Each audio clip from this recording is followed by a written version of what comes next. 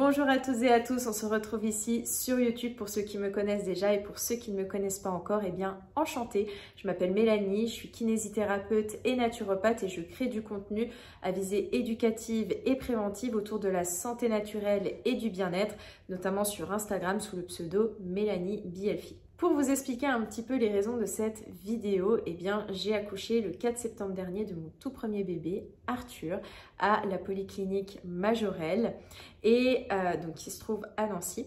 Et j'ai partagé donc tout au long de ma grossesse, eh bien, mon mode de vie, mais aussi mes peurs, mes croyances, mon projet d'accouchement. Et ça a suscité vraiment beaucoup de questionnements autour de moi. Donc je recevais énormément de questions par rapport à ce fameux projet d'accouchement, puisque j'avais dit de but en blanc que je voulais accoucher naturellement, sans péridurale, par voie basse, dans une posture qui était physiologique, donc soit accroupie, soit à quatre pattes, soit sur le côté. Donc suite à ça, j'ai reçu énormément de questions et je me suis aperçue qu'il y avait énormément de fausses croyances. Fausses croyances que j'ai eu envie de déconstruire. Donc il faut savoir que moi aussi pendant ma grossesse, je me suis énormément informée et j'ai même suivi un accompagnement de préparation à l'accouchement avec Amandine Naissance. Je ne sais pas si vous la connaissez, je vous invite à aller la suivre si ce n'est pas le cas. Et d'ailleurs, on a enregistré ensemble le podcast, en podcast, tout mon récit d'accouchement. Donc vous pouvez retrouver tout mon récit d'accouchement sur le podcast d'Amandine Naissance. Je vous mettrai le lien en description. Donc là, vous aurez vraiment tous les détails croustillants et comment ça s'est passé de A à Z. Mais en gros, j'ai eu un super accouchement. Ça a été rapide, simple, fluide. C'était vraiment trop génial et je suis vraiment super ravie.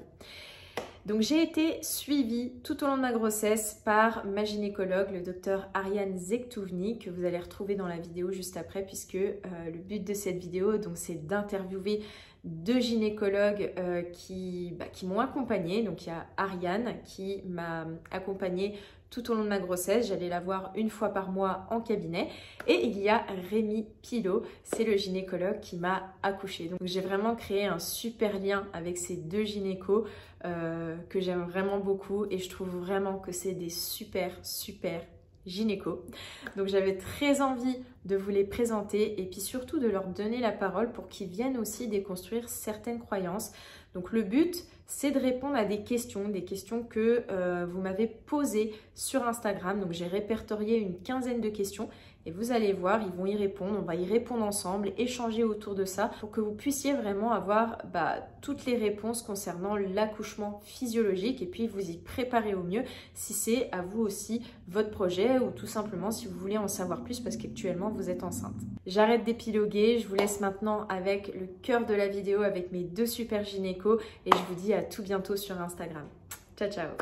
Donc j'ai ici toutes les questions qui m'ont majoritairement été posées sur Instagram et donc je vais les poser, vous allez y répondre, on va échanger ensemble et de toute façon si vous avez d'autres questions ou des réflexions, voilà, que ça vous amène à d'autres réflexions, n'hésitez pas à les poser en commentaire et je vais avant qu'on commence vous laisser vous présenter.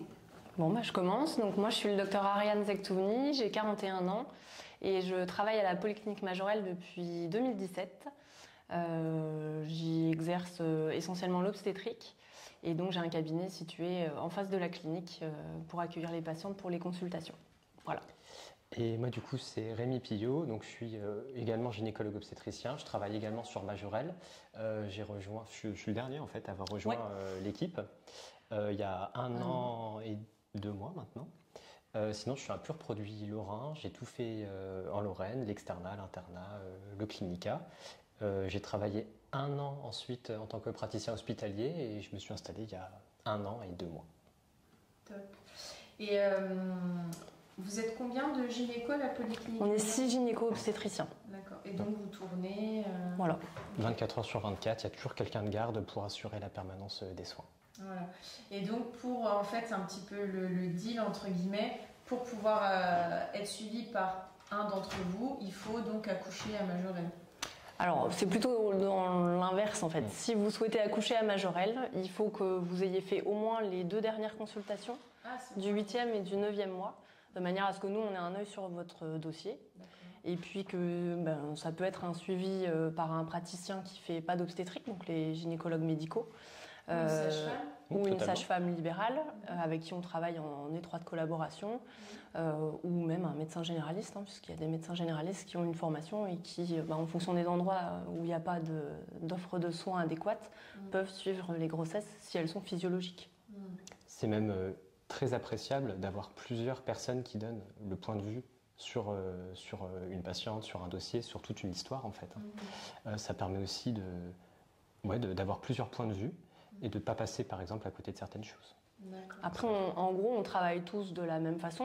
On est à peu près tous, bon, toi t'es le plus jeune, mais on est à peu près tous du même âge, on travaille tous de la même façon et surtout on se fait confiance parce qu'on est amené à prendre en charge des patientes qui sont suivies par les autres. Donc il faut qu'on ait une certaine homogénéité des pratiques et qu'on soit tous d'accord sur notre façon de prendre les femmes en charge. Oui, une énergie commune. Quoi. Ouais. De toute façon, tout est protocolisé.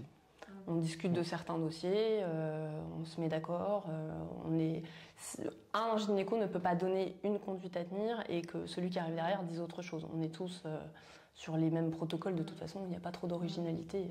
Oui, c'est important ce que tu dis là parce que moi je me souviens qu'avant d'accoucher, comme mon souhait c'était d'accoucher de façon physiologique, je me souviens. On en avait beaucoup parlé parce que du coup j'en avais parlé sur Instagram et j'ai eu énormément d'avis de jeunes femmes de Nancy et alentour qui me disaient mais va à la maternité, tu pourras accoucher de façon physiologique, à la clinique tu verras c'est coup de bistouri, c'est la césarienne assurée, etc.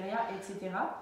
Et donc on en avait parlé et tu m'avais dit mais non, en fait à Majo c'est tout à fait possible d'accoucher de façon physiologique, nous on est toutes dans cette mouvance là. Et puis c'est pas l'endroit qui va faire le côté physiologique ou pathologique en fait. Mais je t'avais dit, va voir à la mat, fais-toi ton opinion. Le but, c'est pas que ce soit la mat, la clinique. Le but, c'est de se sentir accompagné et d'arriver au maximum, en tout cas, à avoir un accouchement qui colle à son projet. Mais en soi, s'il y a le projet d'accouchement physio, il peut être fait n'importe où. Ouais. Le choix de la patiente et du couple d'accoucher à un endroit précis, si c'est le choix du couple, ce sera le bon choix. D'ailleurs, tu m'as dit que tu avais apprécié d'aller faire un tour dans différents endroits et puis de faire ton propre choix après. Bon, il se trouve que c'est très bien, tu ne le regrettes pas. Moi, c'est vrai que pour le coup, donc j'étais quand même allée visiter la maternité et ça s'était pas bien passé pour moi. J'avais une mauvaise expérience, j'avais trouvé les locaux très sombres, très vieux. Et puis surtout, quand je suis entrée dans la salle d'accouchement, en fait, mon regard s'est porté sur une pompe à bolus. Qu'ils utilisent pour la péridurale et c'était la même pompe à bolus que mon père avait utilisée pour ses derniers instants de vie et à partir de là je me suis effondrée et pour moi c'était mort en fait, je ne voulais pas et je savais que j'accoucherais pas là-bas et d'un autre côté ça m'arrangeait parce que je voulais continuer mon suivi avec toi et voilà. Donc du coup voilà comme ça j'étais contente. Ok, donc du coup on va commencer avec les questions. Et puis je voulais vous dire aussi, si jamais vous voulez, parce que là on n'aura pas le temps pour que je vous raconte du coup tout mon récit d'accouchement, mais vous pouvez le retrouver sur le podcast d'Amandine, je vous mettrai le lien en description et dans ce podcast là j'explique vraiment tout mon récit d'accouchement, comment ça s'est passé de A à Z et vous aurez tous les détails croustillants dedans. Donc, première question, si on pouvait revenir sur les avantages et inconvénients d'un accouchement physio et d'un accouchement avec péridurale. Grande question. Alors, avantages et inconvénients, l'accouchement physio, alors nous on parle d'accouchement eutocique, c'est-à-dire quand il n'y a pas de médicalisation, d'extraction instrumentale, etc. Toi, tu parles de l'accouchement avec et sans péri. Alors c'est bien de le préciser effectivement. Pour moi, l'accouchement physio, c'est quand tu vas accoucher sans aide médicale, ou sans la péridurale en tout cas. Sur le côté analgésique. Et je pense que dans l'inconscient des gens, tu vois, physio c'est sans péri. Mais on peut avoir un accouchement physio avec une péri. Tu vois ce que je veux dire? C'est par opposition au côté médicalisé, voilà. Alors, je sais pas, moi je veux parler de moi en tant que femme, j'ai connu les deux. Je pense que l'accouchement sans péri a l'avantage, tu peux te rhabiller après et tu peux marcher, tu récupères beaucoup plus vite, mais tu es quand même soumise à contribution physique. Donc ça dépend un peu comment va se passer l'accouchement en vrai, mais pour moi le fait d'avoir une péri, en fait ça va dépendre de comment le début de travail surtout se passe. On le voit bien surtout pour les premiers bébés, quand le travail est long à se mettre vraiment en route, les patientes elles peuvent arriver à un moment où elles sont complètement épuisées. Et elles n'ont plus nécessairement après le ressort pour la dernière phase et les efforts de poussée. Et c'est parfois un peu dommage de médicaliser, tu vois, sur la fin. Faire une ventouse à une patiente qui n'a pas de péri, humainement parlant, c'est compliqué. On est quand même là pour être bienveillant et pour que les femmes et le couple aient un souvenir mémorable de ce jour-là. La ventouse sans péri, ça laisse un souvenir mémorable, mais pas dans le bon sens. Donc, pourquoi? Parce que ça fait mal? La sensation peut-être est un peu différente. Bah déjà, il y a la pose de la ventouse, même si c'est petit. Enfin, petit, c'est toujours relatif. Mais bon, la cupule de la ventouse, elle va être comme ça. On pose sur l'occiput sur la tête du bébé et ensuite, on va venir fléchir et tracter un petit peu la tête. Donc toi, quand tu n'as pas de péri, tu vois la sensation de la tête qui appuie sur le périnée quand tu n'as pas de péri. Bah là, elle est démultipliée. Parce qu'il n'y a plus de mouvement où la tête du bébé repart. Donc, on empêche la tête de remonter. C'est très intense. Chaque centimètre gagné soit. Donc il y a plus de chances aussi peut-être d'une grosse déchirure. Pas forcément. On peut faire un périnée intact en faisant en aidant la maman en faisant une ventouse, mais c'est toujours pareil. Si l'accouchement se passe bien, qu'il soit avec péri ou sans péri, au final le vécu il est bon. C'est sûr que la récupération n'est pas la même. Après, souvent, tu as mal quand même. Quand tu as une péri, tu sens que tu as, même quand elle a été bien posée, qu'elle a été efficace, tu peux garder comme une sensation de bleu au niveau lombaire. Il y a la pose de la sonde urinaire. Alors, ça, c'est pas du tout systématique, mais effectivement, pendant la péri, une fois que tu es sous péri, tu vas plus avoir la sensation que ta vessie, elle se remplit. La vessie se remplit parce que tu as une perfusion. Quand tu as une péridurale, c'est un corollaire non négociable. Quand on t'hydrate par la perf, ta vessie, elle se remplit. Et la vessie, si on ne la vide pas, effectivement, elle peut même gêner mécaniquement la descente du bébé. Donc on est obligé à un moment, en fonction de combien de temps ça dure, de faire au moins un sondage évacuateur. Et après, on va venir t'enquiquiner une fois que tu as accouché. Est-ce que vous avez bien fait pipi? C'est quelque chose qu'on doit impérativement surveiller. Donc tu as aussi... Après, le côté sans péri, c'est vrai que de ce que les patientes décrivent, c'est qu'elles pilotent en fait la gestion de leur accouchement et elles s'en rendent un peu plus maîtresses. Mais en même temps, il ne faut pas non plus diaboliser les patientes qui veulent une péri. Bien sûr, parce que chacun son choix, chacun... D'ailleurs, il y a des patientes, elles arrivent en consulte, elles sont enceintes de 4 mois, elles te disent à partir de quand on peut poser la péri? Déjà, Donc oui, pour la gestion de l'accouchement et puis pour le pilotage de ton travail. Mais par contre, effectivement, moi je milite aussi pour les patientes qui veulent, à contrario, une péri, qui disent non, je ne veux pas supporter ça, c'est ok, il n'y a pas de problème. Oui. En fait, ce qui compte, c'est d'être en accord avec ses choix. Tout à fait. Et d'être au clair sur les avantages et les inconvénients que ça va engendrer. Moi, ce que je rajouterais de ce que j'ai pu apprendre de mon côté, c'est que avec la péridurale, effectivement, on peut être un peu moins maîtresse quand même et moins pilotée, dans le sens aussi en fonction de comment elle est dosée. Bien sûr. Si elle est trop dosée parce que vous n'arrivez pas à gérer les douleurs, le risque après c'est de ne pas pouvoir se mobiliser et finalement de ralentir le travail. Puis de ne pas sentir la poussée. Et de ne pas avoir une poussée efficace. Alors la péridurale, statistiquement, et c'est des données scientifiques, ne majore pas le risque de césarienne. Par contre, peut majorer les extractions. Parce que ce que tu vas voir quand tu as une péri, c'est que c'est pas une anesthésie, c'est une analgésie. Donc ça va te permettre, alors je suis pas anesthésiste, mais ça va te permettre d'être soulagé, de ressentir les choses, mais de pas être dans la douleur. Ça doit rendre les contractions supportables. Après, il y a des patients qui ont une péri, alors c'est pas qu'elle marche pas, mais par exemple, quand le travail est rapide, malgré la péri, elles vont avoir mal parce que quand ça s'enchaîne en plus rapidement, au moment où la tête va progresser dans le bassin, malgré la péri, tu le sens. Le but de la péri, c'est de rendre les choses supportables. De ne pas basculer aussi peut-être dans la souffrance. Exactement. De faire la différence entre la douleur et la souffrance. Moi, je sais que sur la fin, j'étais... Dans la souffrance. Oui, on peut le dire. Non, mais les vocalises, c'est normal. Ouais. Mais oui, voilà... Certainement que ça aide à rendre les choses plus douces, peut-être pour certaines femmes, tout à fait. Et à arriver aussi peut-être plus en confiance. Mais je pense que c'est bien aussi quand même d'être au courant des inconvénients que ça peut engendrer. Bah, bien sûr. Ouais. Alors je dirais pas que ça les rend plus doux, plus supportables. Mais c'est sûr qu'il y a moins de mobilisation. Non, mais de rendre l'événement plus doux, tu vois, de rendre l'événement plus doux. Mais par contre, c'est vrai que ça engendre moins de mobilisation, des sondages urinaires itératifs, effectivement. Après, effectivement, il y a un truc qui est développé en fonction des endroits, qui est la périambulatoire.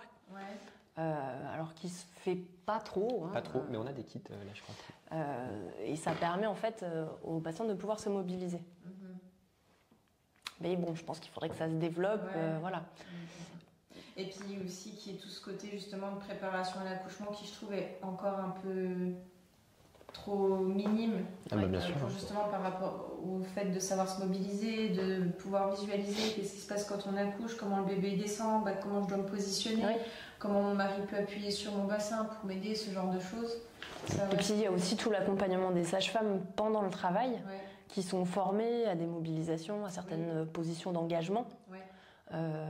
Et ça, c'est leur expertise aussi de pouvoir mobiliser les patientes pour favoriser l'engagement. Tu le sens quand ça marche.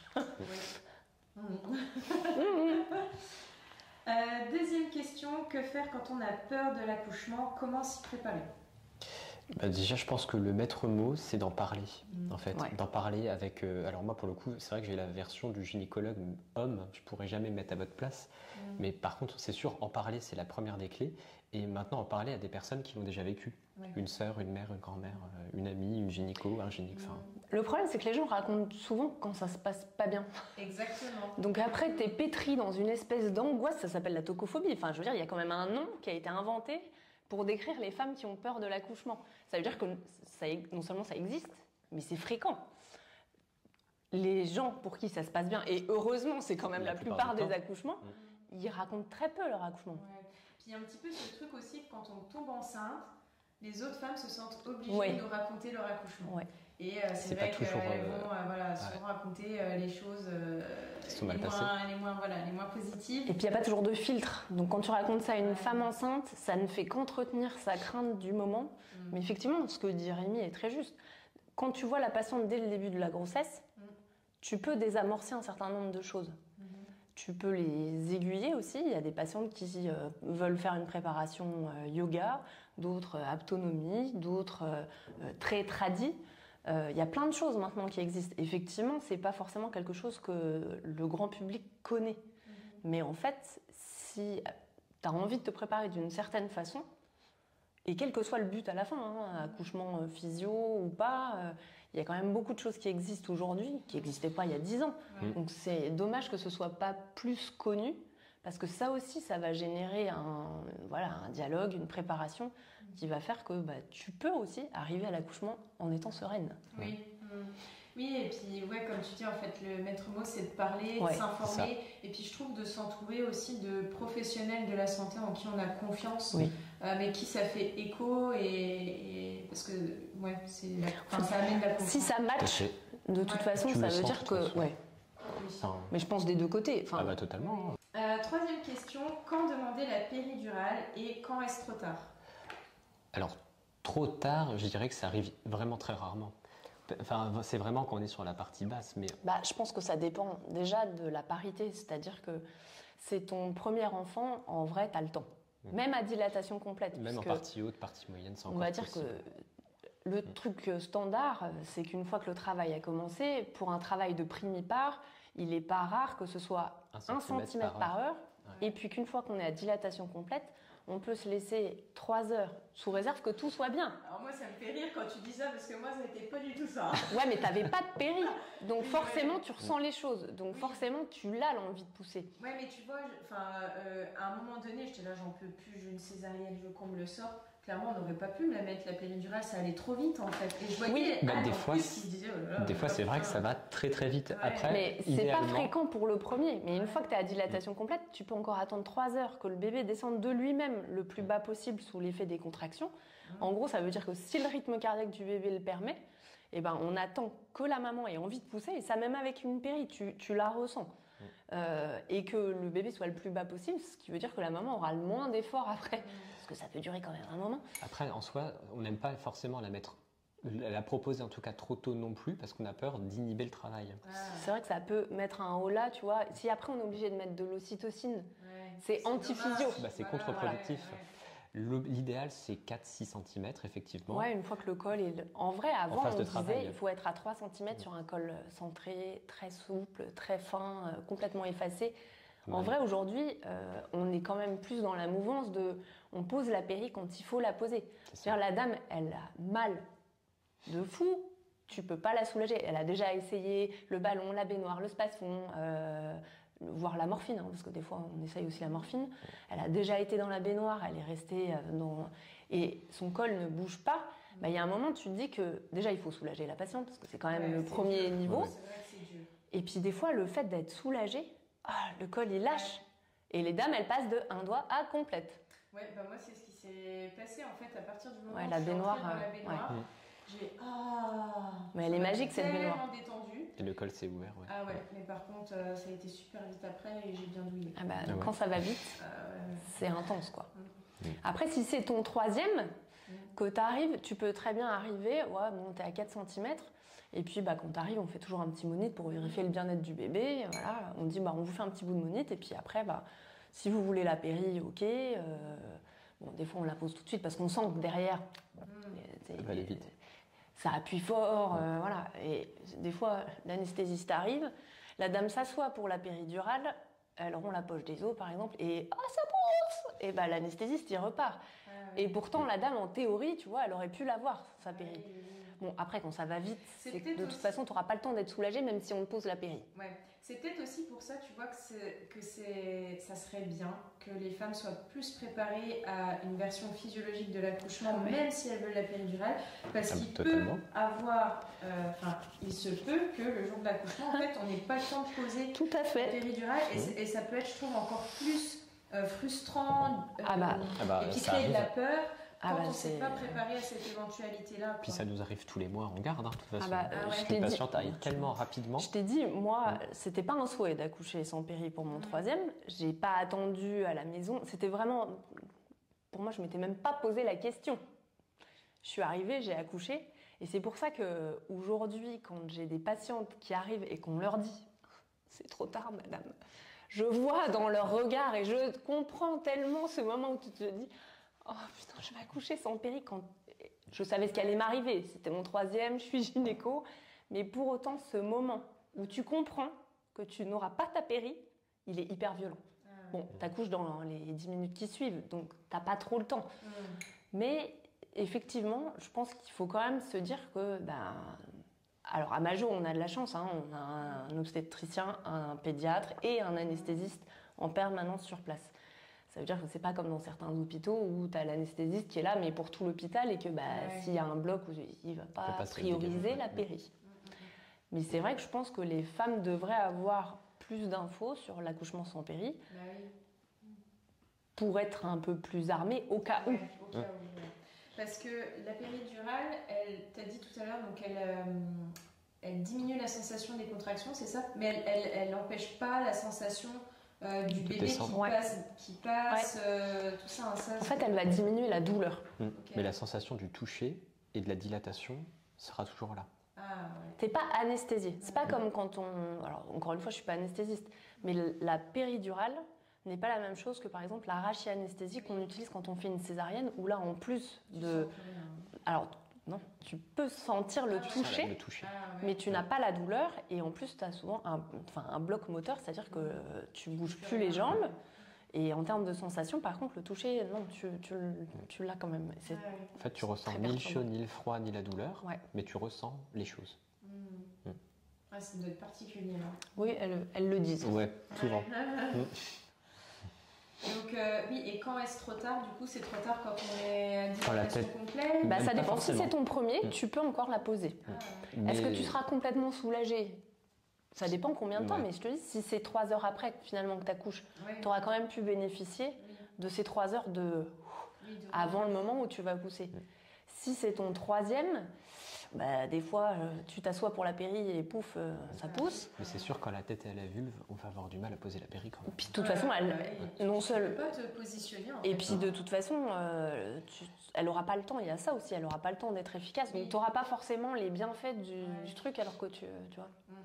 Et puis c'est paradoxal dans ce qu'elle... Enfin, mais après, c'est toujours décrit par rapport à ce que l'on me dit. Parce que forcément, je ne pourrais jamais mettre à votre place. Oui, mais on n'est pas là pour te dire pas d'utérus, pas d'avis. Merci, c'est gentil. Mais c'est vrai que souvent, quand elle pousse, ça les soulage. Ah oui. Moi, c'est vrai que tu m'avais dit ça, tu m'avais dit mais pousser dans les fesses, ça va vous soulager. Et franchement, tu as trop bien fait de me dire ça. Parce que moi, j'avais conscience, tu vois, qu'il fallait pousser vers le bas. Donc, je poussais bien vers le bas, mais j'avais peur de pousser justement dans les fesses comme si j'allais faire caca. Parce que, je te l'avais dit, j'ai dit, mais j'ai la sensation que mon sacrum, il va casser. Il va se fracturer. Et c'est le mobile fœtal qui passe, qui dilate. C'est particulier comme sensation. Ouais, mais moi j'avais l'impression que ça allait faire clac. Voilà, c'est ça. De là à là. Et en fait, non. Mais t'as vraiment l'impression. Alors, il y en a qui parlent de cercle de feu au moment du dégagement de la tête. Bon, moi j'ai pas ressenti ça. J'avais l'impression que c'était. Et en fait, non. Mais c'est des sensations tellement particulières. Oui. Bon, ça d'accord, tu pourras pas connaître. Mais bon. Dans une autre vie.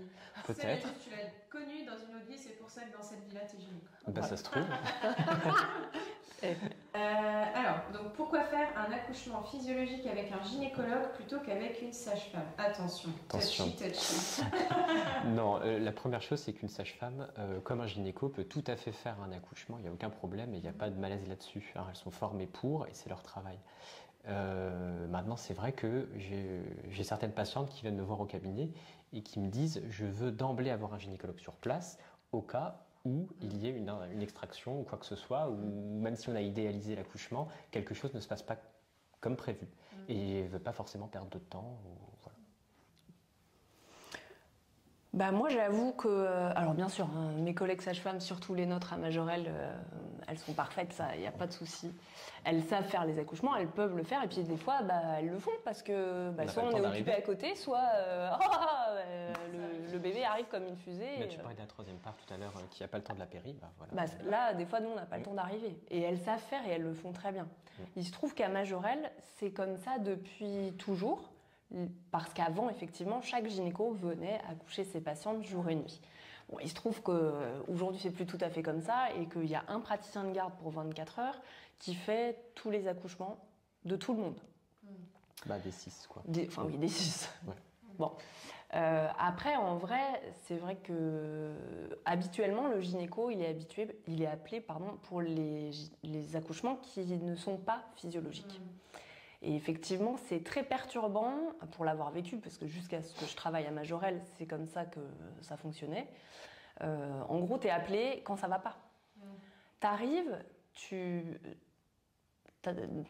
pénètres dans l'intimité d'un moment extraordinaire pour un couple. Ils te voient arriver, ils savent que c'est parce qu'il y a un truc qui va pas. Tu connais pas les gens. Et tu arrives pour extraire leur enfant. Hein. Alors que ce soit une extraction instrumentale ou une césarienne, quand tu arrives, ta tête est synonyme de « il y a un truc qui va pas ». Et effectivement, il y a un truc qui va pas, sinon on t'appelle pas. Après, le mot, en plus, il est dur, mais c'est exactement ça, c'est extraction. Extraction, c'est vraiment... Mais c'est un mot dur, hein. C'est quelque chose... C'est survie, quoi. Pour une raison ou une autre, cet enfant doit naître. Il doit sortir, quelle qu'en soit la voie, mais en tout cas, on est appelé pour ça. Et c'est vrai que, alors je dis pas qu'on fait jamais ni ventouse ni césarienne sur Majorelle, hein, mais au moins on est là depuis le point de départ. C'est différent d'expliquer ce sentiment d'imminence et d'urgence, voilà. Quand on arrive, on a pris la notion de l'entièreté de la situation. C'est-à-dire que quand on décide, on connaît le dossier, on n'arrive pas comme un cheveu sur la soupe en fait. Par contre, tu vois, je pense à ce qui pourrait être bien, c'est quand même, parce que quand on... Alors là, je parle pour, en tout cas, la polyclinique Majorelle, mais c'est peut-être le même fonctionnement dans les autres cliniques où il y a ce système d'un gynéco de garde. Moi, tu vois, donc j'espérais que ce soit toi qui m'accouche. Mais ça m'aurait peut-être rassurée, tu vois, d'avoir un peu, je sais pas comment on appelle ça, un fichier, tu sais, avec un trombinoscope. Ah oui, voilà. Avec les photos. Pour savoir, tu vois, en gros, on me dit, vous avez tel gynécologue, au moins, tu as vu la tête, tu sais, voilà, quoi t'as. Je crois qu'il y a un trombinoscope. Il y a un truc sur la clinique, je crois. Pas tout le monde. Ah ouais. Après, on essaye autant que faire se peut, quand on prend la garde, d'aller saluer les gens qui sont là. Ah moi Rémi est pas venu me Désolée. Non mais t'étais peut-être occupée. Ah bah oui, je pense. Oui. Je pense bien que t'étais pas partie. Moi je prends un café en voilà. Et puis quand on m'a dit c'est un homme, j'ai fait désolé. Bon et après ça va, j'ai eu la bonne surprise quand t'es arrivée. Mais c'est vrai que ça pourrait être rassurant. Après c'est vrai c'est compliqué parce que quand vous êtes de garde, vous êtes dans la polyclinique ou vous êtes quand même. Ouais, donc il y a au moins bonjour, c'est moi qui suis de garde aujourd'hui, on se retrouvera pour le moment de... Après, on est de garde, mais on est entre guillemets seul pour les consultations d'urgence, tu vois, on a les consultes d'urgence, le secteur de maternité, la visite. La matinée, la visite, Alors après, en semaine, on essaye chacun d'aller voir nos patientes, quand même, tous les jours, tu vois. Mais qu'est-ce que je voulais dire par rapport à l'accouchement physio, là, Plutôt qu'avec une sage-femme. Ouais. Donc pour moi, sur la physio, aucun problème. Mais j'avoue, j'apprécie de pouvoir... de ne pas arriver qu'au moment où c'est de l'urgence. En fait, c'est hyper agréable. Oui, pour vous. Et en plus, ce que vous avez dit, ça fait tellement de sens. Ça évite justement ce coup de stress si on sait que le gynéco est associé aux urgences. Et oui, puis tu vois, ça veut dire que même s'il y a un moment dans l'accouchement, on dit, bon, là, il va falloir qu'on active un petit peu les choses, parce que je vois bien que vous poussez bien, mais le bébé ne progresse plus, ou vous poussez très bien, mais le monitoring se dégrade et votre bébé n'apprécie pas d'être coincé là où il est, on va devoir aider votre bébé. C'est pas nous qui arrachons le bébé des entrailles de sa mère, c'est juste une aide. Donc on peut prendre le temps. C'est rare que tu aies besoin de faire les choses sans pouvoir prendre le temps de les expliquer.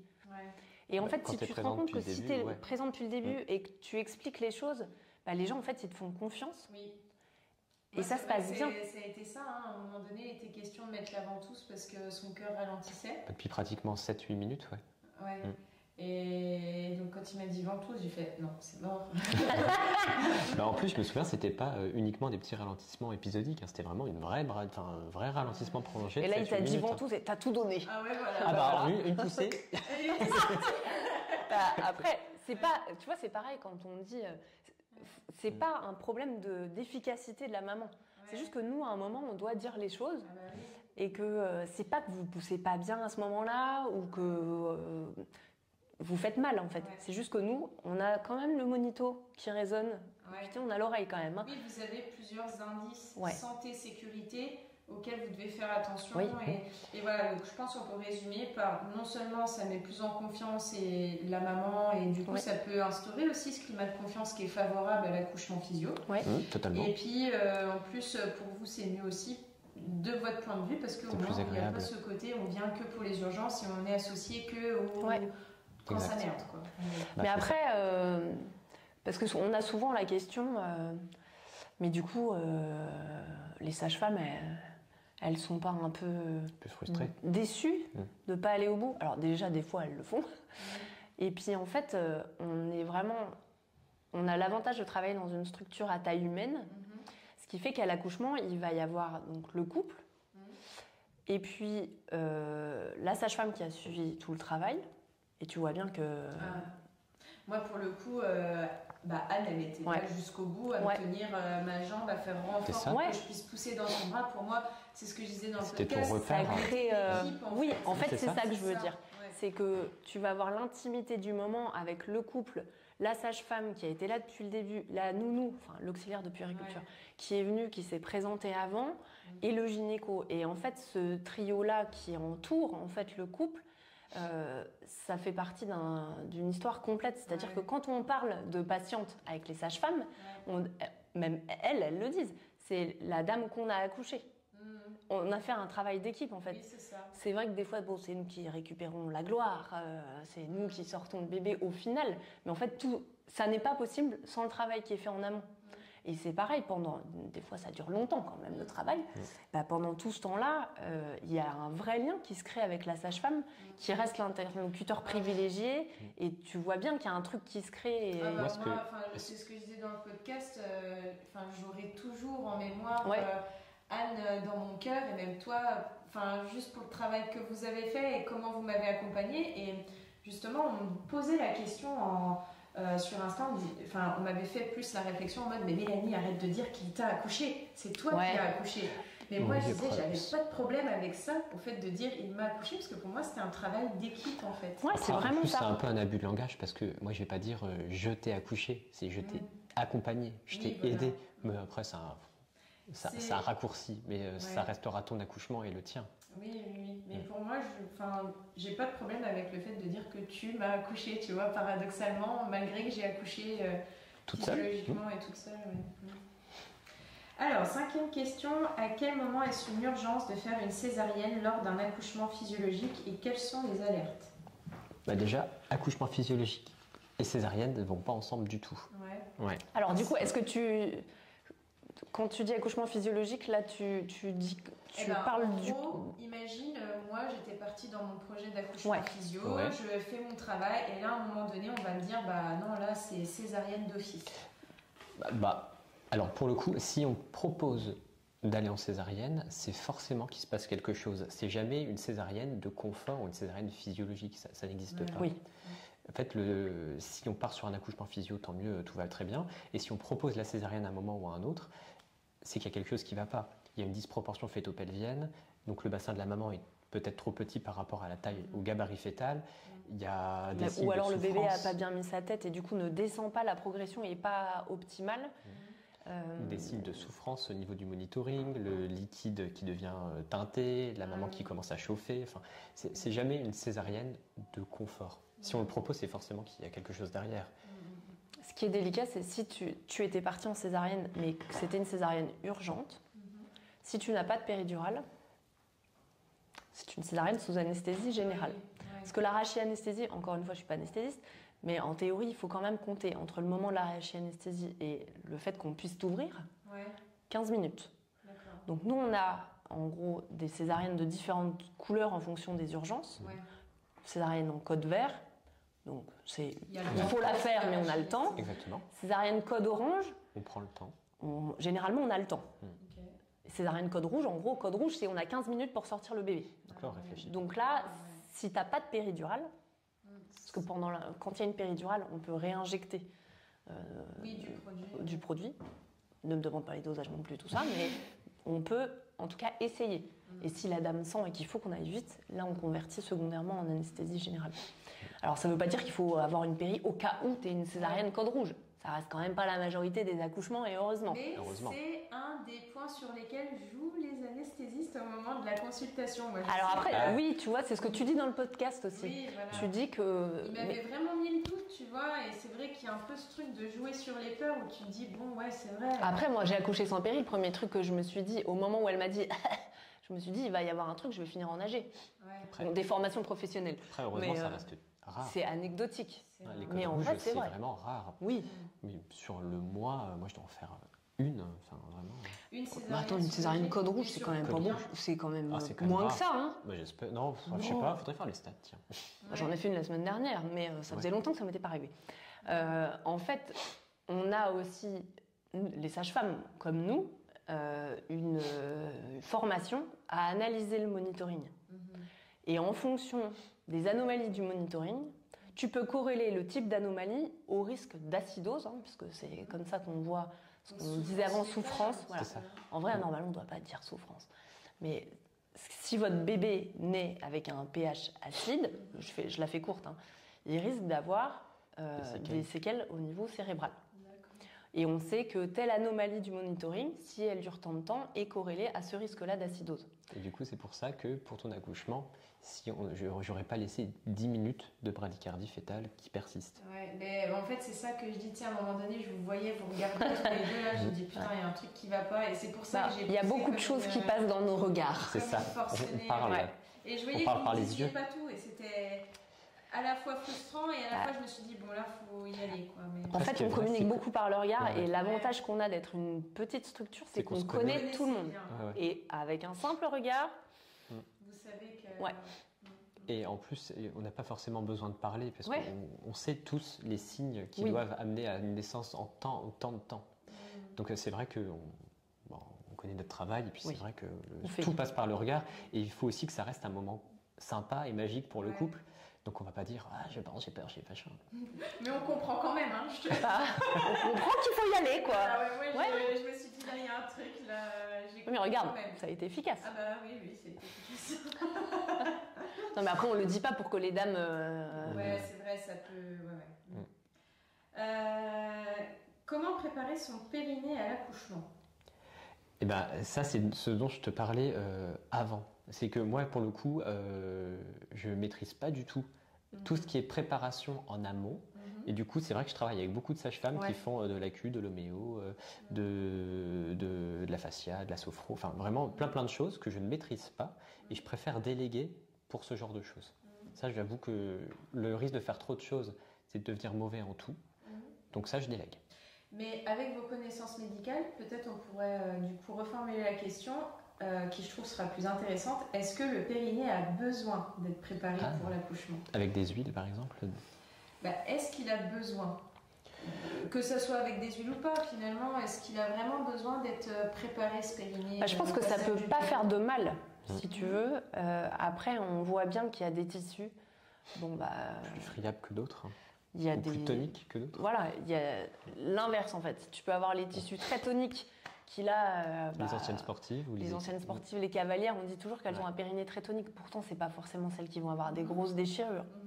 Moi, je vois, j'ai eu qu'un point et pourtant j'ai fait du sport jusqu'au bout, quoi. Donc, et j'ai pas, malgré que je sois kiné, que j'avais ces notions de aller masser. Ça, je pense que ça peut pas faire de mal si tu veux. Ça prépare les tissus. Que aider, je pense. Mais il y a des femmes celles qui prennent beaucoup de poids l'été, ou d'ailleurs pas que l'été, mais font beaucoup de rétention d'eau. Les tissus, ils sont infiltrés, c'est-à-dire que même nous, après, quand il y a une suture à faire, c'est compliqué parce que les tissus, ils s'arrachent en fait. Rien qu'en passant le fil, quand on fait et qu'on serre et qu'on fait le nœud, ça déchire. Puis ils sont un peu infiltrés avec les hormones aussi. Les hormones, et puis ça reste quand même un petit traumatisme de faire passer un bébé par là. Donc après, je pense qu'il n'y a pas que le périnée aussi en fait. Il y a le périnée, la peau et les muscles, mais tu as aussi tout le vagin. Que clairement tu peux pas trop préparer, tu peux pas aller te masser jusqu'au cul-de-sac. Tu vois par exemple, je sais plus si on avait parlé, je crois que tu m'avais posé la question des pinots en consulte. Tu sais le ballon que tu gonfles. Pourquoi pas? Alors on en parle de temps en temps dans les congrès. Moi j'ai jamais trouvé que c'était forcément très probant. Et puis j'avoue que s'entraîner à expulser un truc de 10 cm de diamètre, j'ai un peu... Alors moi j'ai aussi mon propre avis sur le sujet. Je pars du principe que si on prend soin de son corps, le corps sait faire. Et qu'il n'a pas forcément besoin... Tu vois, dans quel sens? Tu veux dire avec le sport ou pas? Alors je pars du principe qu'en fait quand ton corps est en parfait équilibre, il va savoir en fait faire quelque chose pour lequel il est programmé. Et je pense que, vous le dites, il y a une imprégnation hormonale, les tissus sont plus flexibles. On sait qu'il y a l'hormone, c'est l'AXA, comment qu'elle s'appelle, celle qui permet justement que les ligaments se détendent, que toutes les structures se détendent pour que le bassin... tu vois bien que ton bassin il travaille en fin de grossesse. Oui, et donc je pense sincèrement qu'à partir du moment où on prend soin de sa santé, qu'on fait ce qu'il faut, tout va bien se passer et les structures vont faire ce qu'il faut faire pour que ça se passe bien en fait. Ce qui est sûr, c'est que vous êtes programmé pour donner la vie. Ouais, c'est ça. Et puis parfois c'est surprenant, on dit des fois il y a des petites dames qui font des très gros bébés et qui y arrivent bien. Et puis à l'inverse, il y a des dames qui font 1m80 et pour une raison pas forcément de disproportion, parce que entre le bébé et le bassin, qui arrivent pas, alors pas qui n'arrivent pas à accoucher, mais on leur fait une césarienne parce qu'à un moment il faut la faire, alors qu'elles font un bébé de 2,7 kg, tu vois, il n'y a pas forcément... Mais effectivement, je pense que la nature est bien faite. C'est-à-dire que si à un moment, ton bébé il est trop gros pour toi, il va se passer un truc qui va faire que ton col il va pas s'ouvrir et qu'on pourra de toute façon pas aller au-delà. je pense qu'effectivement, c'est important de faire confiance aux femmes, de leur faire confiance sur leur ressenti.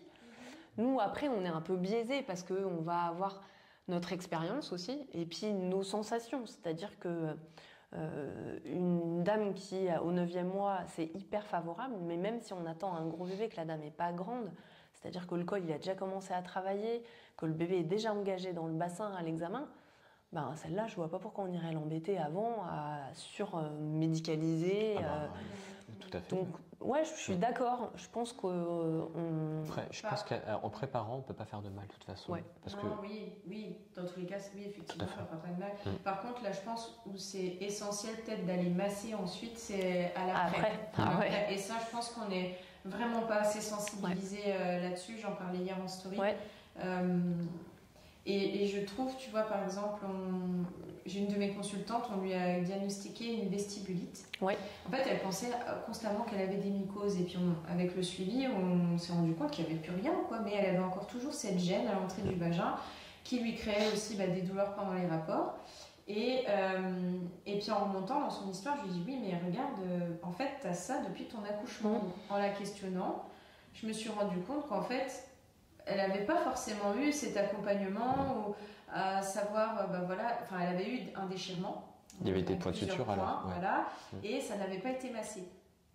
Et moi, ça c'est une question que je vais vous poser aussi, mais parce qu'elle m'a dit, en cherchant, on a compris que la vestibulite, il n'y avait pas forcément de cause. C'est pas forcément quelque chose d'organique que tu vas pouvoir palper. Ouais, et puis, nous, on a besoin de tout. Tu vois, c'est vrai que. On est beaucoup comme ça. Inflammation. Oui. Et du coup, moi, mon point de vue, et ça, je voulais échanger avec vous aussi, même si on change de sujet, mais si les structures ne sont pas massées, qu'on n'aide pas une bonne vascularisation, une bonne cicatrisation, forcément, il va y avoir inflammation sur le long terme. En fait, même chez les patientes chez qui il n'y a pas du tout de déchirure, au moment où le bébé arrive, tout à la fin du trajet, si tu veux, tu vas avoir un étirement vachement important des fibres. Quand ça dépasse la capacité maximale d'étirement, ça craque et donc ça fait une déchirure. Mais au moment du dégagement de la tête, les fibres, elles sont hyper étirées. Et ce qui se passe, et même quand il n'y a pas de déchirure, c'est qu'une fois le dégagement de la tête, en fait, ces fibres, elles vont se rétracter comme un élastique, comme tu disais. Tu vois, ça se tend. Ouais, j'ai regardé. Ça se tend, et après... Même quand ça craque pas, en fait, ça va se rétracter. Et en fait, nous, on le sent quand on fait les examens à la visite postnatale. Tu as très fréquemment, au niveau de l'entrée du vagin, au niveau de la fourchette, comme une corde qui est raide. Une petite rougeur. Et en fait, à l'intérieur du vagin, ça, c'est très accessible à un massage. Alors, encore faut-il avoir le temps de se masser le périnée en postpartum. Mais c'est simplement... Mais moi, quand tu me l'as dit, ça m'a permis de visualiser, ce que c'était. Et il a suffi d'un massage. Je l'ai fait le soir même, le lendemain, je n'avais plus rien. Parce que ça créait vraiment une sensation de gêne en permanence au niveau du périnée, quoi. Et si bien que j'avais la sensation que le petit point qu'on n'avait pas recousu, je me suis dit, merde, en fait, il n'a pas cicatrisé. Alors que si, il était cicatrisé. C'est juste que cette corde... En plus, ça cicatrise souvent très très vite. Il y a des endroits où il suture pas. Alors, pas quand c'est une grosse déchirure. Voilà, c'était minime, effectivement. Mais il y a des endroits où ils ne suturent pas. Ils font des expériences, quoi. Mais... après, avant, il n'y avait pas forcément de suture. Oui, mais avant, c'était avant. Oui. Ma grand-mère, ils lui ont mis des agrafes. Oui. Mais c'est sûr que tous les points, quand il y a des grosses déchirures, le fait de réparer, ça va aussi éviter d'avoir mal quand tu fais pipi pendant 3 semaines. Ah bah oui. Donc, forcément. Mais toi, c'était minime. Rien du tout. Et je ne voulais rien. Après, des fois, les bébés, ils ont vraiment une grosse tête et ça sort. Le bébé naît. Pour autant, derrière, il y a quand même des gros dégâts. Et parfois, c'est des femmes qui sont quand même embêtées longtemps. Ah oui. Et tu as utilisé quoi comme huile, du coup pour masser la bride, de l'huile de coco. Coco mais en fait, c'est pas tant l'huile qui va faire, c'est le mécanique. Bien étirer la fibre musculaire. Moi, j'ai dit, vous prenez n'importe quoi, de l'huile d'olive si vous voulez. Non, de l'huile d'amande douce ou un truc non traité.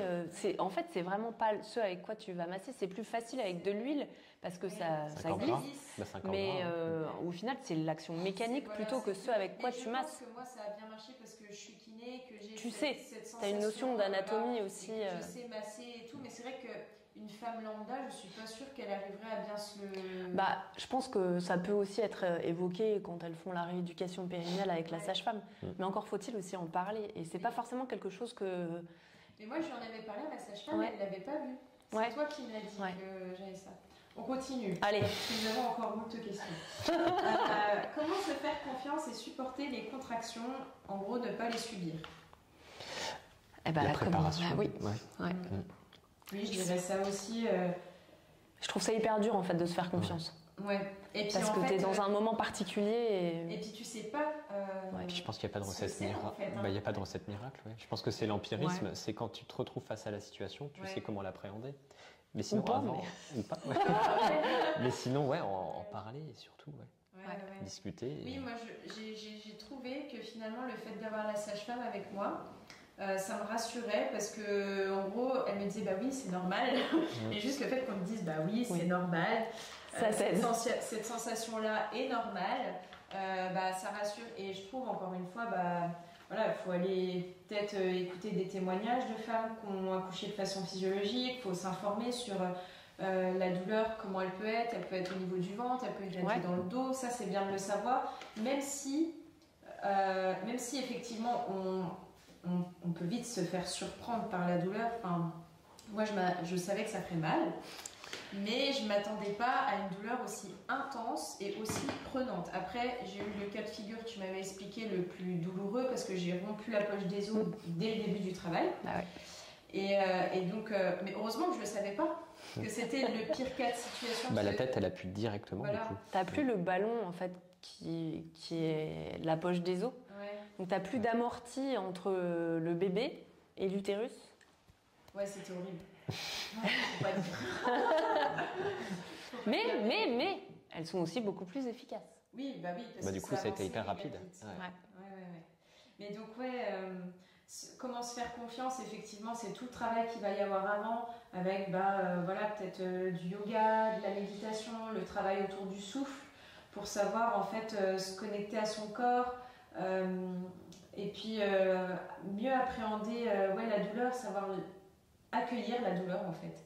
Moi je le décrirais comme ça, c'est savoir accueillir la douleur et savoir totalement lâcher prise quand il n'y a pas la douleur. Parce que quand le travail avance bien, certes les contractions vont durer de plus en plus longtemps, et le laps de temps entre deux contractions, ça reste quand même au minimum 1 minute, si j'ai bien compris. S'il y en a plus, si c'est moins d'1 minute, c'est pas quelque chose de normal. Oui, c'est ça. Ça 2 à 3 minutes en règle générale. Sinon, c'est une hypercinésie de fréquence. Voilà. Donc du coup, le principe, c'est déjà d'avoir ça en tête. En gros, vous souffrez pas non-stop, même si c'est vrai que quand on est dedans, on a l'impression de souffrir non-stop. Mais d'apprendre à lâcher prise pendant ce moment de calme, je trouve c'est hyper important et c'est ce qui peut vraiment faire en sorte que vous allez réussir à mener le projet jusqu'au bout.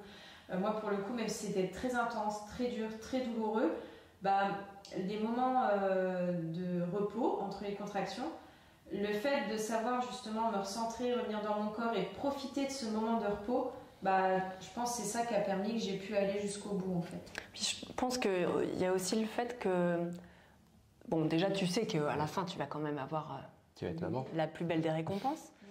Mais il y a aussi le côté... moi, ça m'avait beaucoup aidé de me dire qu'en fait, tu sais que ça va avoir une fin. Oui. Tu sais que tu vas... mais tu sais que ça va ne durer qu'un temps. Alors, tu ne maîtrises pas cet espace-temps-là. Pour autant, tu sais que ça va être très intense, très douloureux, mais qu'il y a un moment... Tu sais pourquoi tu as mal ? Et tu sais qu'il y a un moment, ça s'arrête avec ton bébé à la clé. C'est pas comme quand tu as une douleur horrible, que tu sais pas ce que tu as, et que tu sais pas combien de temps ça va durer. Là, tu sais que dans tous les cas, il y a une fin, que tu n'as jamais été aussi proche de la fin. Même que si tu sais pas dans combien de temps c'est, tu sais que c'est quelque chose de déterminé. Et moi, ça m'avait aidé. Après, ce qui doit être dur, c'est aussi des touchés un peu itératifs où on te dit que ça n'avance pas. Et alors moi, je dis aussi aux dames qu'en fait, tu as l'impression que ça n'avance pas. Mais qu'au final, toutes ces contractions, c'est jamais des contractions dans le vent. Elles ont toujours quand même un petit truc à l'intérieur qui fait que ça mature. C'est sûr, quand tu pars d'un col très, très pas mûr du tout, qui est long, fermé, tonique, avec un bébé qui appuie pas du tout sur le col, avant d'arriver au stade où on dit que tu es en travail, même si tu douilles et que tu as des contractions tout le temps, ben, tu as l'impression que c'est... Et en fait, c'est vrai, c'est décourageant parce que ton col, il se modifie pas. Mais en fait, c'est pas des contractions qui servent à rien. Elles sont là et elles maturent le col à bas bruit. Mais après, ça... En fait, on estime que la phase active du travail, c'est à partir de 5 cm. Donc c'est vrai que d'arriver d'un col vraiment pourri, postérieur fermé à 5, des fois ça peut prendre longtemps. Est-ce que les gynécologues en clinique sont mieux payés s'il y a un acte chirurgical? Ah, je te remercie de poser la question. Non, pas du tout. Non, pas du tout. En fait, en France, il y a un truc qui s'appelle... C'est une fausse croyance. Mais bien sûr, mais je te l'ai dit d'ailleurs. Oui, parce que c'est vachement bien. Je t'avais dit ouvertement ce qu'on m'avait dit. Et on m'avait dit, et en plus c'était une personne qui travaillait à Majorelle, ou qui a travaillé à Majorelle, qui m'avait dit ça. Oh bah mal informé alors. Mal informé du coup. Ouais, et qui m'avait dit, tu verras, c'est épisio, où c'est la boucherie, en gros, bah forcément ils ont un petit bénéfice en plus quand ils peuvent facturer leur acte chirurgical. Mais c'est bien que tu poses la question du coup. Je suis très contente que tu la poses, parce que non. En fait, en France, il y a ce qu'on appelle la T2A, c'est une tarification à l'acte. Et qu'on fasse un accouchement classique ou un accouchement par césarienne, c'est exactement la même cotation. Ce qu'on cote quand on réalise un accouchement, c'est l'accouchement. On coche les cases si on fait une épisio, une ventouse, une délivrance artificielle, une révision utérine, mais ça ne nous rapporte pas un centime de plus. Oui, c'est plus pour les statistiques. Exactement. Et puis surtout pour le matériel aussi. Ah oui. Ça nous permet d'avoir un peu un regard sur ce qu'on fait. Parce qu'on est obligé de mettre césarienne, parce qu'il y a un kit. Ce sera le même tarif si c'est un accouchement sur lequel on est appelé, par exemple, parce que le monitoring n'est pas satisfaisant. Si on se déplace 15 fois pour voir le monito parce que la sage-femme veut notre avis ou parce que on ne sera pas payé plus. Donc non. Alors là, pareil, question intéressante, c'est est-ce que c'est vraiment possible de faire un accouchement physio avec un gynécologue alors que vous êtes plutôt formé à la posture sur le dos, les pieds dans les étriers? T'en es la réponse. Oui. En direct. Sachant que voilà, c'est vrai qu'on a cette idée de si on se fait accoucher par un gynéco, c'est forcément qu'on va être sur le dos et les pieds dans les étriers parce que c'est confortable pour vous. Mais du coup, comment ça évolue ça Je pense qu'il y a une nouvelle génération qui arrive de toute façon sur le marché du travail. Je sais pas. Sur le marché de l'accouchement. Après, en vrai, je pense que physiologiquement, mais même les dames qui ont une péri, si elles veulent essayer d'accoucher sur le côté, sous réserve qu'on enregistre bien le bébé, que le bébé aille bien, on les laisse se positionner un petit peu comme elles veulent. Alors attention, pas non plus n'importe comment. Faut pas prendre de risques non plus, et puis tomber de la table non plus. Voilà.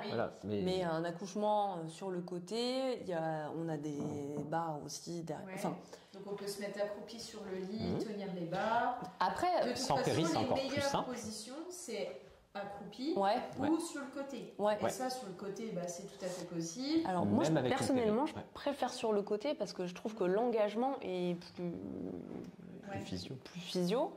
Après, c'est pas rare, tu vois, qu'il y ait des patients qui nous disent dans leur projet de naissance, je veux accoucher sur le côté, ok. Et au final, sans dire que nous, après, on intervient en faisant une extraction, mais elles sont plus efficaces en faisant un truc. Des fois, j'ai un peu mal au dos, je peux pas trop, mais elles se prennent une jambe, elles rebasculent sur le dos. T'as pris ta jambe, toi. Tu te repositionnes comme tu le sens bien. Et encore une fois, sous réserve que le bien-être du bébé soit là. Il n'y a pas d'urgence, en fait. Si tu veux pousser 20 minutes sur le côté et qu'au bout de 20 minutes, tu te dis j'en ai marre, ça progresse pas et que tu veux réessayer sur le dos, après sur le dos, ça ne veut pas forcément dire les jambes écartées dans les étriers. Par exemple, quand on voit que c'est un petit peu... des fois, en serrant les genoux, tu sais. Donc on peut... Et ça, les sages-femmes, elles sont aussi... formées pour ça, à prendre certaines positions. Tu connais De Gasquet, elles ont fait la formation. En fait, il n'y a rien d'établi et de fixé pour toujours, quoi. En fait, première chose, de toute façon, moi je lis toujours le projet de naissance. Et ensuite, une fois que j'arrive en salle, tant que tout le monde va bien, la maman va bien, le bébé va bien, en fait, on fait le temps que vous voulez. Mais alors, vraiment, que ce soit à quatre pattes, sur le côté. Ça, c'est important de le dire aussi, parce que c'est vrai qu'on a aussi cette fausse croyance de... sur le dos. Moi, c'était une question que je t'avais posée. Non, après, il y a des trucs qu'on ne fait pas. On a une baignoire qui est super, mais par contre, on n'accouche pas dans l'eau. Ce qu'on ne fait pas, c'est le end-off. En gros, à la fin, on ne touche à rien, la tête se dégage toute seule comme un boulet de canon. On modère toujours. C'est le seul truc que je fais pas. Je modère toujours pour éviter que le périnée fende jusqu'à l'anus. Le périnée, si tu l'emplies progressivement et que tu modères, ça s'appelle modérer. C'est comme le bouchon de champagne en fait. Hein. C'est aussi peut-être ce qui a permis que tu n'aies que un potentiel point parce que justement la tête, tu vois, ça va tout doucement. Voilà. Pour éviter. Ça permet de travailler en fait le périnée. L'élasticité. En fait, une fois que le mobile fœtal est enclavé au niveau de la symphyse pubienne, tout naturellement, il va ressortir. Mais si tu ne modères pas, et surtout sans périque, parce que tu n'as qu'une envie, c'est tout lâcher, en fait, la tête, elle sort direct. Sauf que nous, on modère, et donc la seule chose que moi, je ne fais pas personnellement, c'est du hands-off. C'est-à-dire que je modère toujours avec ma main pour éviter que la tête sorte en boulet de canon. Ouais, ok. Bon, bah super, ça c'est bien. Et puis, on peut aussi, tout à fait, même si c'est avec un gynécologue qui nous accouche, au moment où la tête est sortie, attraper oui, ça on fait tout le temps. Moi je l'avais fait et au final j'étais tellement mal. Alors j'ai vu que tu avais bien lu parce que tu m'as dit vous voulez l'attraper machin et j'ai dit non posez-le moi. J'arrivais pas en fait, j'aurais pas pu, j'étais tellement ailleurs que. Une fois que les épaules sont dégagées, je propose quasi systématiquement à la maman si elle veut l'attraper. C'est beau ça, c'est bien. Ah vous faites un super midi. Ouais. Ensuite, comment soulager les contractions qui créent des douleurs dans le dos et à quoi sont-elles dues? Alors, ça peut être la position du bébé. Quand la tête, est en arrière, les bébés qui sont en occipito-pubien qui descendent comme ça, c'est le plus facile déjà. Enfin, le plus facile. C'est 90%. Voilà, c'est la majorité et c'est surtout que le diamètre est plus petit que quand les bébés descendent en occipito sacré, c'est-à-dire dans l'autre sens. Donc on dit souvent aux mamans, ce sera un rêveur, il regarde le ciel.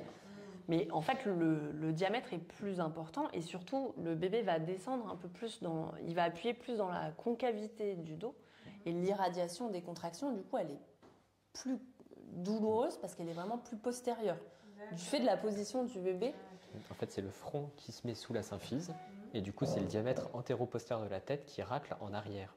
Et puis qui progresse en appuyant sur... Alors, comment les soulager? Je t'avoue que je pense que c'est que de la mobilisation. Mais ça reste... De se mobiliser dans ce moment-là. Enfin, moi, je sais que j'ai eu le cas, mais je pense pas que ce soit parce qu'il c'était lié plus au fait que j'avais rompu la poche des os. C'est plus intense. Et puis, tu as aussi beaucoup de bébés qui sont comme ça, mais qui tournent d'eux-mêmes pendant le travail. Encore une fois, grâce aux positions que vous fait prendre la sage-femme, en vous mobilisant le bassin, en faisant en fonction du côté du dos, de l'orientation de la tête du bébé dans le bassin. Elles mettent souvent la dame sur un côté avec une jambe particulière. Je te rends petite. Avec une jambe un peu fléchie et ça va impulser un mouvement. Et c'est pas rare que les bébés ils tournent d'eux-mêmes. Des fois, ils tournent même ce qu'on appelle sur le périnée, c'est-à-dire qu'on voit la tête qui tourne au moment où la tête progresse pour sortir. Et puis, si le bébé reste dans une variété postérieure, ça peut être plus long donc et plus compliqué pour descendre dans le bassin parce que le diamètre est plus important. Et si on estime que c'est ça qui gêne la progression du bébé, nous, on peut faire, alors sans péri, mais on peut faire une rotation manuelle, c'est-à-dire qu'on va venir, nous, essayer de tourner le bébé pour demander à la maman ensuite de pousser et faire en sorte que le bébé se remette un peu dans le droit chemin. Mais sans péri, c'est quand même compliqué. C'est un peu compliqué. Les postures, ça marche bien. Oui, donc voilà, donc pour se soulager, les postures. Et la bouillotte aussi. Oui. Moi, je sais que quand je suis sortie de la baignoire, la sage-femme m'a apporté une bouillotte dans l'eau et ça m'a fait du bien, ça aide quand même. Comment faire pour que nos souhaits soient bien respectés? Le projet de naissance. Oui. Et puis surtout le redire. En fait, quand vous arrivez à la mat. Moi, quand t'es arrivée, je t'ai dit, je veux pas de physio, pas d'épisio. Je m'ai dit, oh non, mais on en fait plus. Moi, j'en fais pas. Après, quand on en fait, c'est vraiment... Qu'il fallait. Voilà, c'est qu'il fallait. Après, moi, ça reste hyper anecdotique, franchement. Non, après, je pense que c'est important de faire un projet de naissance. Là où c'est rassurant, c'est que nous, on se rend compte quand on les lit que c'est ce qu'on fait. Donc, c'est très valorisant pour nos équipes et pour nous. Après, c'est bien si on a une demande très particulière d'en avoir parlé au préalable, parce que si on vous dit non et que ça remet beaucoup de choses en question, vaut mieux pouvoir anticiper plutôt que de se retrouver le jour J. Après, moi, j'ai un exemple, mais des choses toutes bêtes. Il y a un couple qui me demandait des bougies pendant l'accouchement. Sauf que c'est tout bête. Tu te dis oui, c'est pas de problème, mais on peut pas parce qu'il y a plein de prises à oxygène autour. Ah oui, oui. Mais tu vois, hormis faire péter la mat. De la musique, une lumière tamisée, ça, il n'y a évidemment aucun problème. On ne peut pas demander tous ces là. Ouais. Après, c'est souvent quelque chose d'assez classique. Il y a une trame en fait qui existe. Et en fait, voilà, effectivement, pouvoir boire un petit peu, manger un petit peu si besoin, pouvoir se mobiliser, le fait de rester dans l'intimité, le clampage tardif, le pot à pot.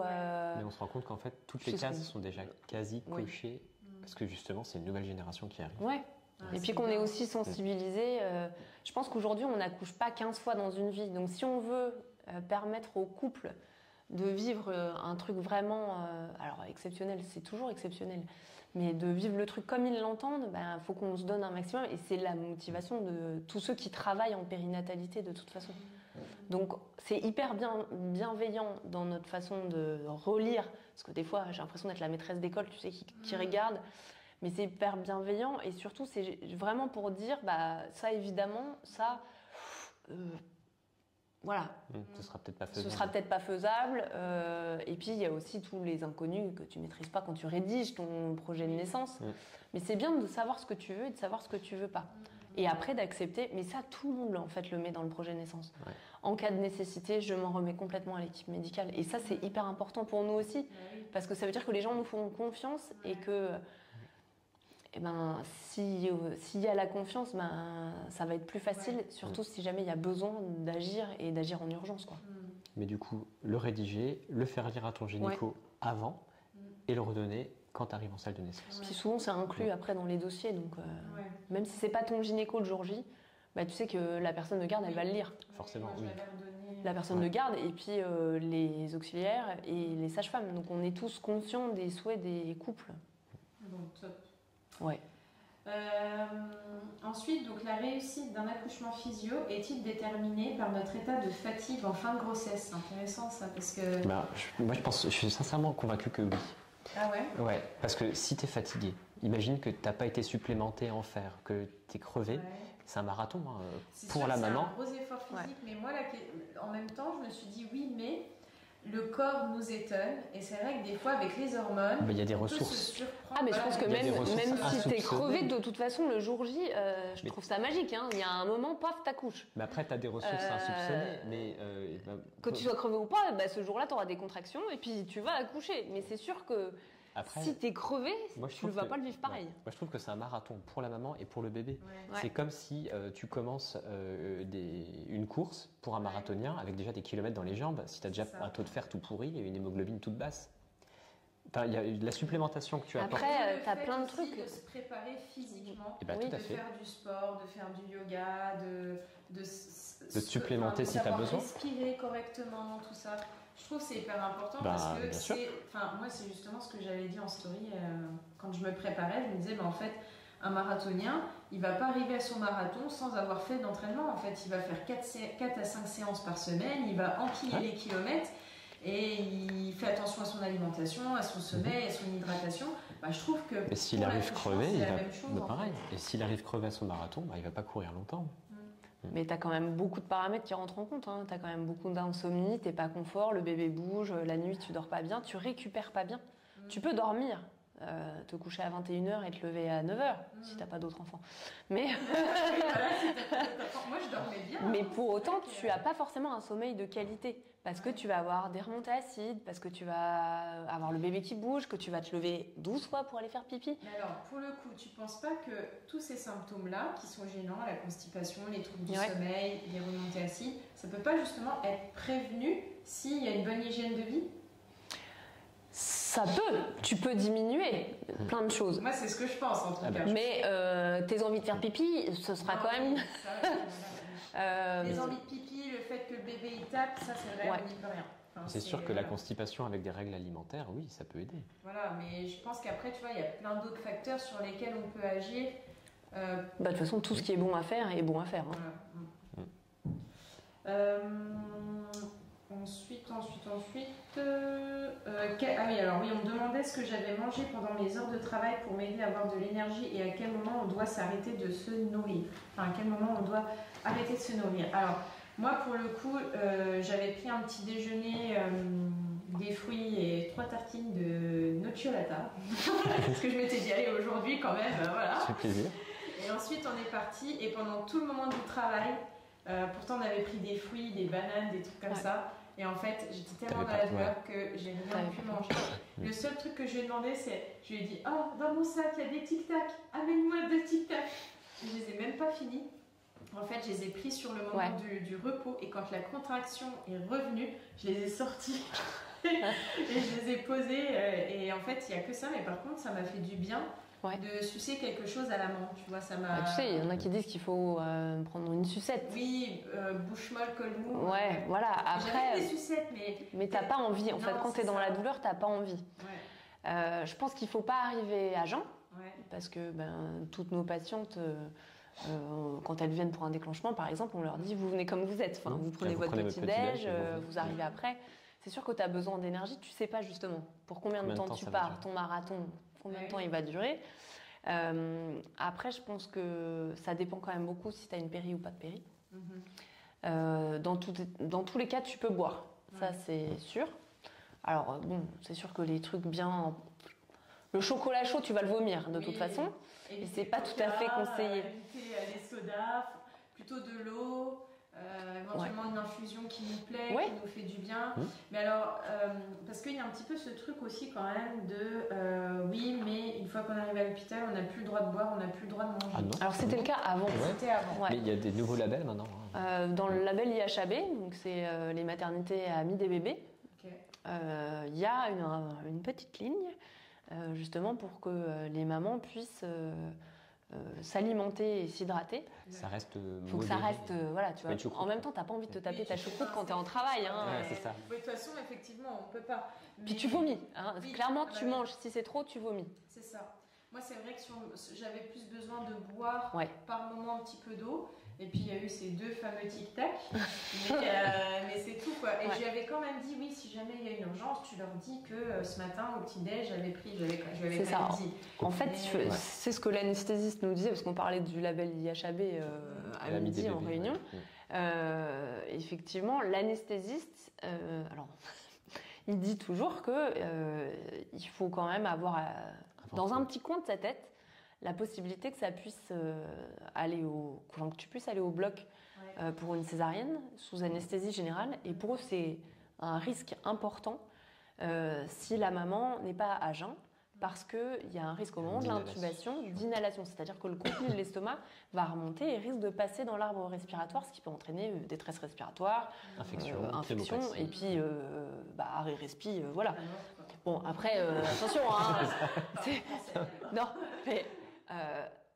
en fait, en vrai, c'est les anesthésistes, encore une fois, qui le disent, une femme enceinte, à partir de la 20e semaine, elle est considérée comme estomac plein en permanence. C'est-à-dire que du fait de l'augmentation de la taille de l'utérus, exactement, donc ce risque, il est présent. Et je pense qu'une alimentation modérée et une hydratation modérée, ça te donne un carburant et puis ça peut aussi, mais voilà, même de tic-tac. C'est pas ça qui va faire que... C'est plus l'apport de sucre, je pense, et puis... Ouais, moi, c'est l'impression, puis ça, t'as un objectif. Oui. Donc ça, c'est pas contre-indiqué. Évidemment, il faut que ça reste avec l'accord de l'équipe, voilà. Mais il faut juste prévenir.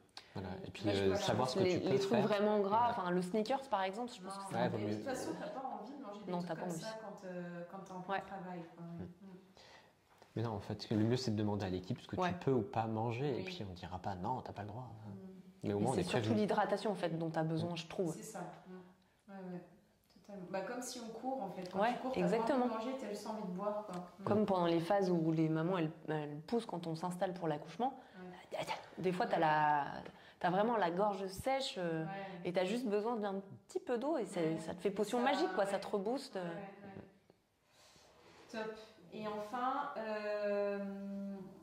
Ah oui, on me demandait si moi j'avais connu la phase de désespérance et est-ce qu'il y a vraiment des tips pour nous aider pendant la phase de désespérance. Alors moi je pense que toute la phase là où ça a été hyper vite dans la baignoire, où je vocalisais énormément, je pense qu'on m'a beaucoup entendu dans la clinique, je pense que c'était un peu la phase de désespérance, mais en vrai, je sais pas. On l'a pas ressenti en tout cas. Ah ouais ? Non. Ouais. Parce que ça allait vite au final, donc oui, c'est vrai qu'on l'a pas ressenti. Ouais. Et après, quels tips t'ont vraiment aidé ? Je pense que ça pourra faire peut-être l'objet d'une autre vidéo où je pourrais vous expliquer en détail comment j'ai réalisé tout mon processus de préparation physique et mentale pour ce jour.